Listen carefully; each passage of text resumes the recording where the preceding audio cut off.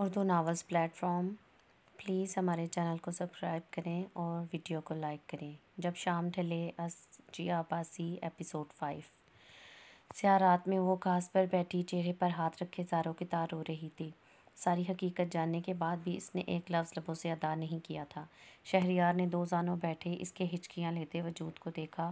یہ رات اور اس رات تلے بیٹھا اس کا دل اس لمحے کو یہیں قید کر لینے کی خواہش میں تھے۔ شہریار نے ہاتھ بڑھا کر حنا کے دونوں ہاتھ اس کے چہرے سے ہٹا کر اپنے ہاتھوں میں تھام لیے۔ ہوا کے زور پر لہراتی شرارتی لٹوں نے چہرے پر آتے ہوئے حجاب کو قائم رکھنے کی ناکام سی کوشش کی تھی۔ حنا، کیا کچھ نہیں تھا اس پکار میں۔ سرخ ڈوری لیے پھیکے پھیکے سیاہ نینوں نے پلکوں کی جالر اٹھاتے ہوئے انہیں دیکھا۔ معافی مل سکتی ہے، ایک آس تھی لہجے میں۔ حنا نے اپنے ہاتھ چھڑواتے ہوئے بے دردی سے اپنے آنسوؤں کو ہاتھ کی پشت سے رگڑا اور اٹھ کھڑی ہوئی۔ گھر والے ابھی شادی میں گئے ہیں، 1-2 دن بعد آپ کے گھر آ کر فیصلہ سنا دیں گے بھائی۔ وہ کس فیصلے کی بات کر رہی تھی؟ شہریار کو ذرا دیر نہیں لگی تھی سمجھنے میں۔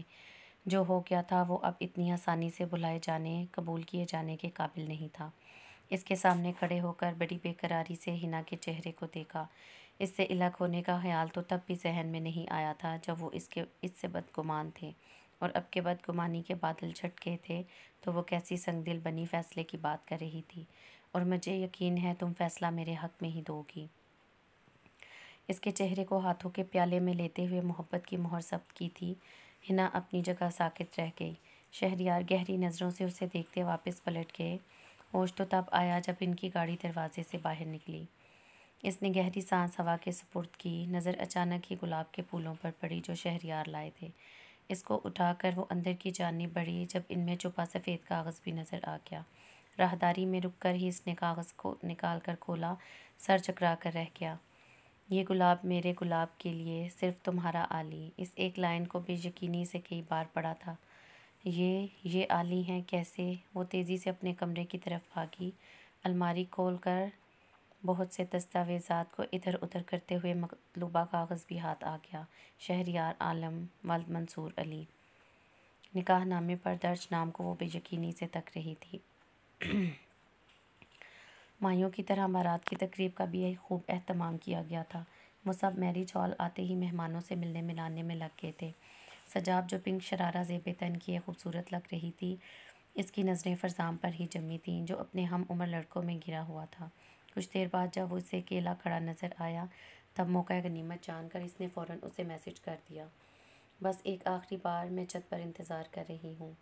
میسج پڑھتے ہوئے اس کے ماتھے پر واضح بال پڑے تھے۔ دل کیا نہ جائے، لیکن وہ اب اس تماشے کا اختتام کرنا چاہتا تھا۔ وہ نہیں چاہتا تھا ایک چھوٹی سی غلطی کے پیچھے سجاب اپنی زندگی خراب کرے۔ یہی سب سوچ کر اس نے اپنے قدم چھت کی جانب بڑھا دیے۔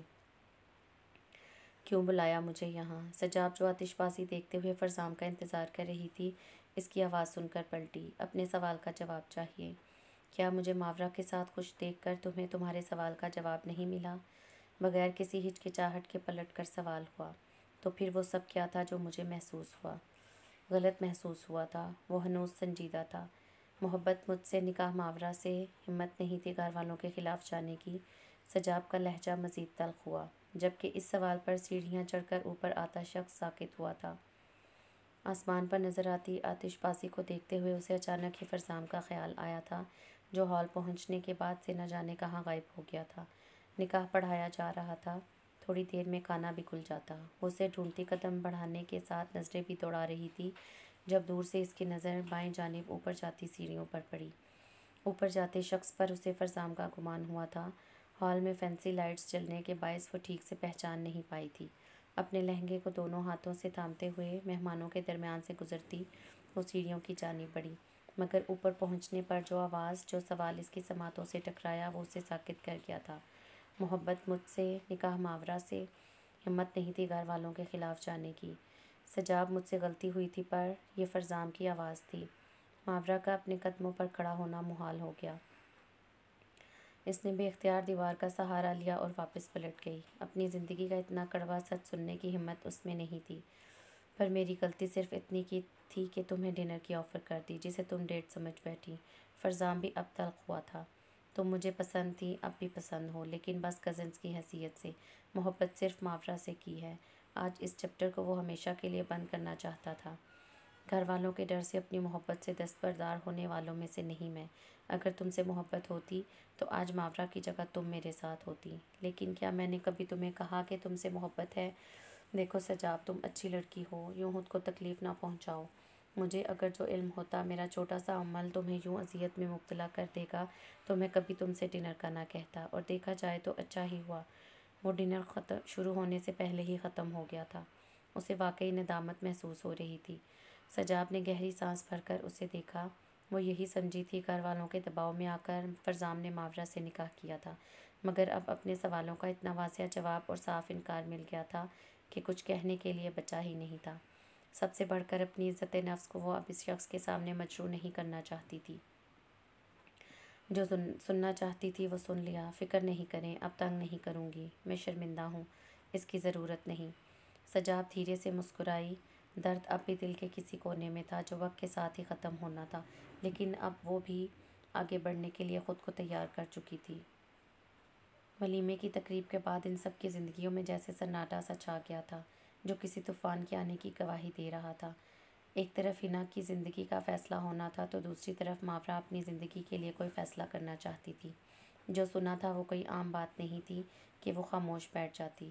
انچاہے ہونے زبردستی مسلط کیے جانے کا احساس اسے اندر سے کھا رہا تھا۔ میں دوسری ہنا نہیں بنوں گی، ہرگز نہیں۔ آئینے کے سامنے کھڑے ہو کر اپنے بال سلجھاتے ہوئے وہ ابھی بھی سجاب اور فرزام کو سوچ رہی تھی۔ کیا سوچ رہی ہو؟ فرزام اچانک ہی اس کے پیچھے آ کھڑا ہوا تھا۔ کچھ نہیں، وہ چونکی۔ میں 1-2 دن سے نوٹ کر رہا ہوں، تم کافی پریشان دکھائی دے رہی ہو۔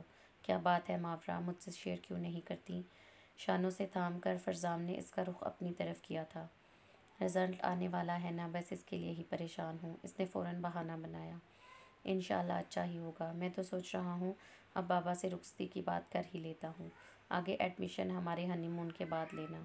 ماورا کا چہرہ ہاتھوں میں لیتے اس کا لہجہ یکدم ہی شوخ ہوا تھا۔ ماورا نے بے تاثر چہرے سے اسے دیکھا۔ آج فرزام کی بات سے اس کے چہرے پر نہ ہی شرم و حیا کے رنگ بکھرے تھے، نہ پلکیں بوجھل ہو کر شرم سے جھکی۔ کچھ کھوجتی نگاہیں اس چہرے پر مرکوز تھیں۔ ماورا، کوئی بات ہے تو شیئر کرو، بات کرنے سے مسئلے حل ہوتے ہیں۔ ماورا کی خاموشی کو محسوس کرتے ہوئے اب وہ واقعی شک میں پڑ چکا تھا۔ کچھ تھا جو وہ چھپا رہی تھی۔ وہم ہے آپ کا اور کچھ نہیں۔ ایک بار پھر رخ موڑ کر وہ خود کو آئینے میں دیکھ رہی تھی۔ پھر یہ خاموشی کس بات کی؟ سر میں درد ہے اس لیے، کہنے کے ساتھ ہی وہ سامنے رکھی تیل کی بوتل اٹھا چکی تھی۔ فرزام نے ایک نظر اس کی کمر پر پھیلے بالوں پر ڈالی اور سمجھنے والے انداز میں سر ہلاتا اسے آرام کرنے کا کہہ کر کمرے سے باہر نکل گیا۔ جاتے وقت دروازہ بند کرنا نہیں بھولا تھا۔ ماورا نے سختی سے آنکھیں میچ کر نمی کو اندر اتارا اور ایک بار پھر خود کو باور کرانے لگی۔ میں دوسری ہینا نہیں بنوں گی، ہرگز نہیں۔ آج نیلم بیگم اور شہریار کی آمد شام میں ہوئی تھی۔ صبح ملی اطلاع کے باعث فوزیہ چنگیزی نے کھانے کا خوب اہتمام کر لیا تھا، لیکن ڈنر سے پہلے شہریار حسین چنگیزی سے مل کے ساری سچائی بتا کر رخصتی کی تاریخ لینا چاہتا تھا۔ ان کی زندگیوں میں پہلے ہی بہت سا وقت برباد ہو چکا تھا، وہ اب مزید دیر نہیں کرنا چاہتا تھا۔ پھپھو، کیا لگتا ہے تایا ابو مان جائیں گے؟ ماورا نے پلیٹس ڈائننگ ٹیبل پر رکھتے ہوئے دھیمے لہجے میں پوچھا۔ شاید مان جائیں، مجھے نہیں معلوم، ہنا نے سنجیدہ لہجے میں جواب دیا۔ شہریار، نیلم بیگم، فوزیہ، شازیہ اور حسین چنگیزی کے ساتھ ڈرائنگ روم میں موجود تھے۔ ماورا نے بغور اس کے چہرے کو دیکھتے ہوئے سوال کیا۔ آپ خوش ہیں؟ مجھے خوش ہونا چاہیے۔ سوال کے بدلے سوال پر وہ خاموش ہوئی تھی۔ وقت کے دیے زخموں کو بھرنے کے لیے بھی وقت درکار ہوتا ہے۔ کیا سوچ رہی ہو؟ مجھے آج کل تم ٹھیک نہیں لگ رہی۔ اسے سوچوں میں گم دیکھ کر ہنا نے پوچھا۔ نہیں، کچھ نہیں، میں کچن سے سلاد لے آتی ہوں۔ ماورا نظر چراتی کچن کی جانب بڑھ گئی۔ ٹیبل پر کھانا سجا دیا گیا تھا۔ ڈرائنگ روم سے نکل کر سب کھانے کی ٹیبل پر آ گئے تھے۔ خوشگوار ماحول میں کھانا کھانے کے بعد نیلم بیگم شہریار کے ساتھ واپس چلی گئی تھیں۔ باقی سب بھی اپنے کمروں میں جا چکے تھے۔ ہنا ملازمہ کے ساتھ کچن کا پھیلاوا سمیٹ کر کمرے میں چلی آئی۔ ابھی باتھ روم سے منہ ہاتھ دھو کر باہر ہی آئی تھی جب حسین چنگیزی اس کے پاس چلے آئے۔ سب کچھ جاننے کے بعد بھی ابھی انہوں نے نیلم بیگم کو کوئی جواب نہیں دیا تھا۔ وہ پہلے ہنا کی مرضی جاننا چاہتے تھے۔ بھائی جان بیٹھے نا؟ اس نے کرسی کی طرف اشارہ کیا اور خود ان کے سامنے بیڈ پر بیٹھ گئی۔ چند پل کی خاموشی کے بعد حسین چنگیزی گویا ہوئے۔ ہنا، میں نے سوچا تھا اس رشتے کو ختم کر دیں گے، پر سب جاننے کے بعد اب مجھے لگتا ہے شہریار کو ایک موقع دینا چاہیے۔ میں یہ نہیں کہتا اس سب میں شہریار کی غلطی نہیں، قصوروار وہ بھی ہے۔ اگر اسے خطوط اور تصویریں مل رہی تھیں تو اسے ہم سے آ کر بات کرنی چاہیے تھی، مگر اب وقت گزر چکا ہے۔ کیا ہو سکتا تھا، کیا نہیں، اب یہ باتیں بے معنی ہیں۔ کوئی بھی فیصلہ لینے سے پہلے میں تمہاری مرضی جاننا چاہتا ہوں۔ تم نہیں چاہو گی تو ہم نیلم بیگم سے معذرت کر کے خلا۔ نہیں بائی، ہنا نے ان کی بات کاٹتے ہوئے بے ساختہ کہا، میں مزید لوگوں کو باتیں بنانے کا موقع نہیں دینا چاہتی۔ آپ ان سے انکار یا خلا کی بات مت کیجیے گا۔ تم صرف لوگوں کے ڈر سے یہ رشتہ بنانا چاہتی ہو تو یہ ٹھیک نہیں۔ رشتے کو قائم رکھنے کی خواہش کے باوجود وہ یہ ہرگز نہیں چاہتے تھے کہ ہنا مجبوری میں رشتہ نبھائے۔ اچھے سے سوچ لو، کوئی جلدی نہیں ہے۔ اس کے جھکے سر پر ہاتھ رکھ کر وہ اٹھے اور کمرے سے باہر نکل گئے۔ کیا یہ صرف میری مجبوری ہے؟ قطرہ قطرہ گزرتی رات میں بہت سے جواب سوچتے، رد کرتے، بالآخر فجر تک وہ اپنی زندگی کے اہم فیصلے پر پہنچ چکی تھی۔ بیگ کی زپ بند کر کے اس نے ایک آخری نظر کمرے پر ڈالی۔ جو فیصلہ وہ 1 ماہ سے نہیں لے پائی تھی وہ اب لے لیا تھا۔ اس کے موبائل کی ٹون بجی۔ موبائل کان سے لگا کر وہ دوسری جانب شخص سے ہدایت لینے لگی۔ کال بند کرنے کے بعد اس نے بیگ اٹھایا۔ وہ جانتی تھی اب تک سب اپنے کمروں میں سونے جا چکے ہوں گے۔ رہا مونس بابا، چوکیدار کا سوال تو انہیں پہلے ہی کھانے میں دوائی ملا کر دے آئی تھی۔ بے فکری سے چلتی ہوئی وہ لاؤنج سے گزر کر باہر لان کی طرف نکل آئی۔ ایک نظر کرسی پر سوئے مونس بابا کو دیکھا اور بیرونی دروازہ کھول کر باہر نکل گئی۔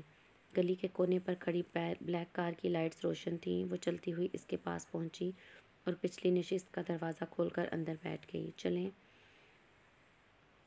ڈرائیونگ سیٹ پر بیٹھے شخص نے اسے دیکھتے ہوئے پوچھا۔